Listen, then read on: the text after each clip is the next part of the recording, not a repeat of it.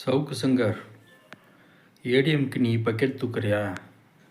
அது உன்னோட தனிப்பட்ட விருப்பம். அதை எவனும் தடுக்க முடியாது. நீ பக்கெட் தூக்க அது தப்பே கிடையாது.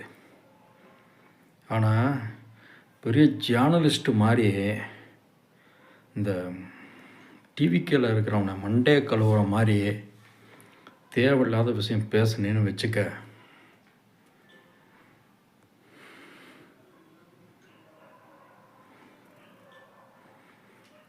உன் மேலே ஒரு கேஸ் வரும்போது ஒரு வாரம் 10 நாள் ஜெயிலில் இருந்துட்டு தானே வந்திருக்க.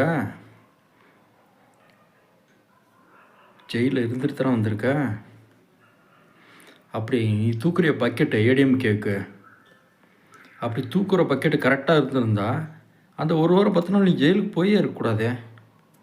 உன் மேலே இப்படி ஒரு கேஸ் வருது அப்படின்னு வந்தோடனே அடுத்த நிமிஷம் நீ எஸ்கேப் ஆகி ஏதோ ஒன்று பண்ணி வெளியில் தானே இருந்திருக்கு. ஏன் உள்ளே போன? இந்த மண்டையை கழுவுற வேலையெல்லாம் வச்சுக்காத. ஏன் தனிப்பட்ட விருப்பம், நான் என்ன வேணாலும் பண்ணுவேன். அதே மாதிரி தான் உன் தனிப்பட்ட விருப்பம், அது உன்னோட வச்சுக்க. நீ ஏடிஎம்கே பக்கெட்டா இருந்துருப்போ.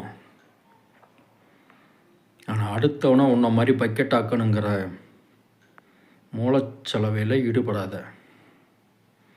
யாரும் எதுவும் தெரியாமல் இல்லை. திரும்ப உன் மேலே அவ்வளோ கோபமாக இருக்கேன். உன் தனிப்பட்ட விஷயம், தனிப்பட்ட கருத்து எல்லாம் வச்சுக்க, நீ அதை ஃபாலோ பண்ணிக்க. பட் உன் தனிப்பட்ட கருத்தை அடுத்த மேலே திணிக்காத. அறிவு இருக்கிறவனா இருந்தால் அறிவு இருக்கிற மாதிரி நடந்து புரிஞ்சு பழகிக்க. இதுக்கு மேலே